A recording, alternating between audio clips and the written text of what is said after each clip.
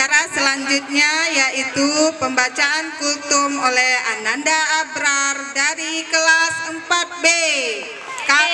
Kepada Ananda Abrar dipersilakan. Assalamualaikum warahmatullahi wabarakatuh.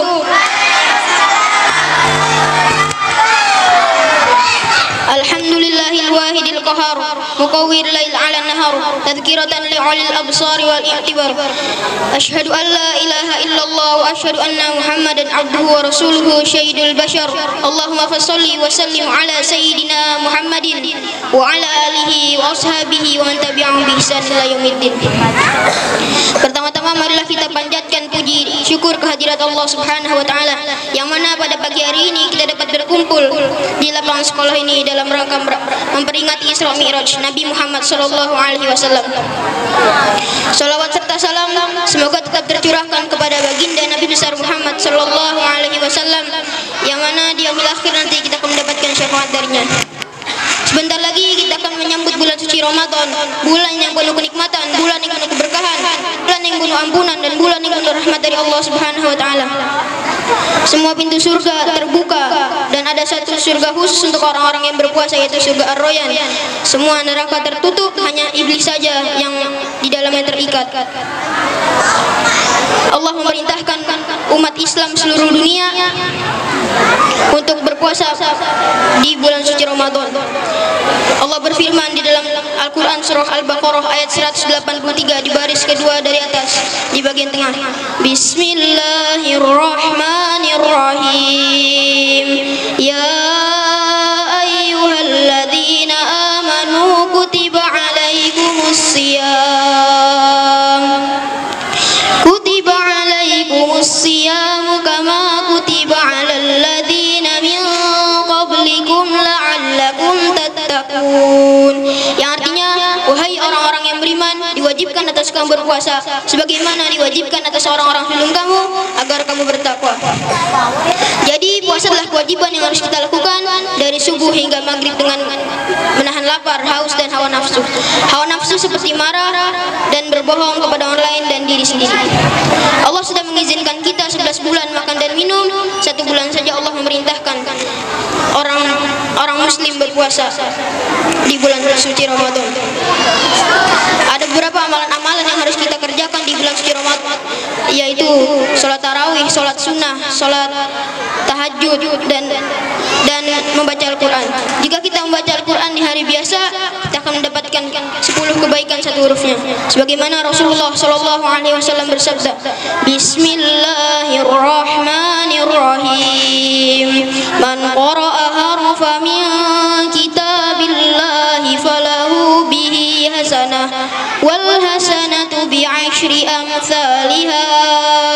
La aqulu alif lam mim harf walakin alifun harfu wa lamun harfu wa mimun harf. Yang artinya, barang siapa yang baca satu huruf dari kitabullah Al-Quran, maka dia akan mendapatkan satu kebaikan. Satu kebaikan itu dilipat gandakan menjadi 10. Saya tidak mengatakan alif lam mim itu satu huruf, tapi alif satu huruf, lam satu huruf, dan mim satu huruf. Jika kita membaca Al-Quran di bulan suci Ramadan, maka kita akan mendapatkan 100 kebaikan satu hurufnya. Jadi jika kita membaca alif lam mim di hari biasa, kita akan mendapatkan 30 kebaikan. Jika di bulan Ramadan, kita akan mendapatkan 300 kebaikan dari Allah Subhanahu wa taala.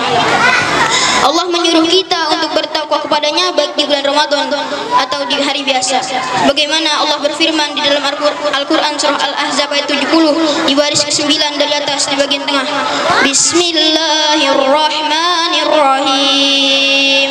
Ya ayyuhalladzina amanu taqullaha wa qulu qawlan sadida. Yang artinya, wahai orang-orang beriman, bertakwalah kamu kepada Allah dan ucapkanlah perkataan yang benar. Di sini Allah sudah menjelaskan untuk bertakwa kepadanya baik di bulan Ramadan atau di hari biasa, dan berkata jujur atau berkata benar kepada orang lain.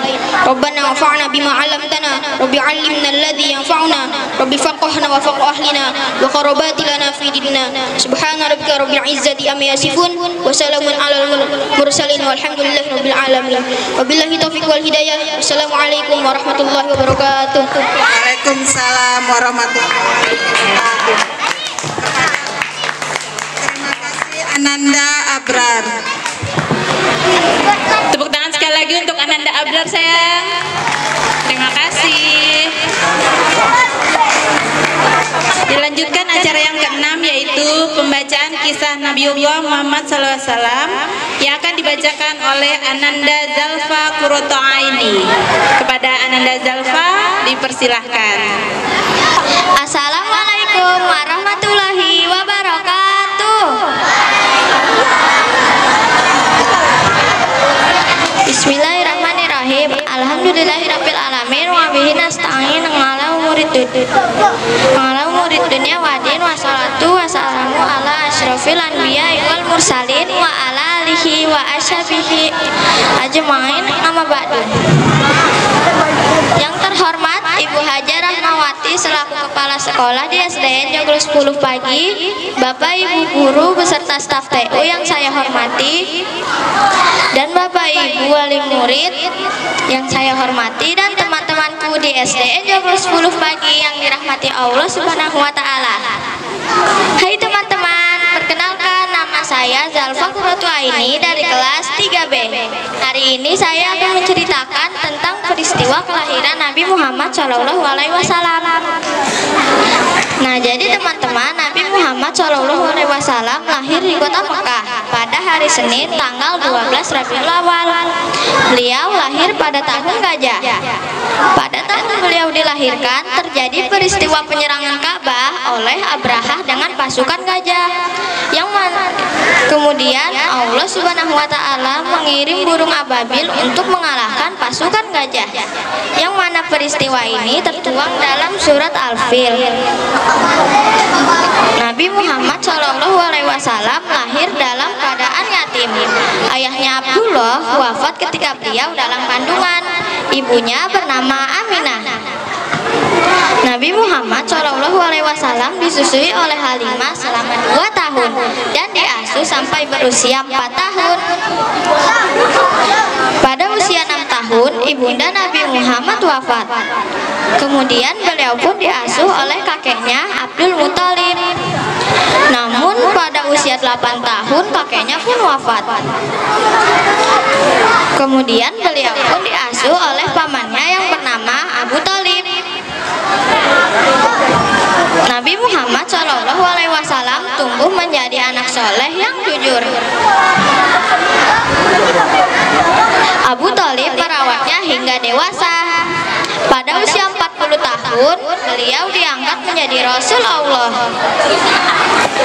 Pada usia 50-an, istri dan pamannya wafat.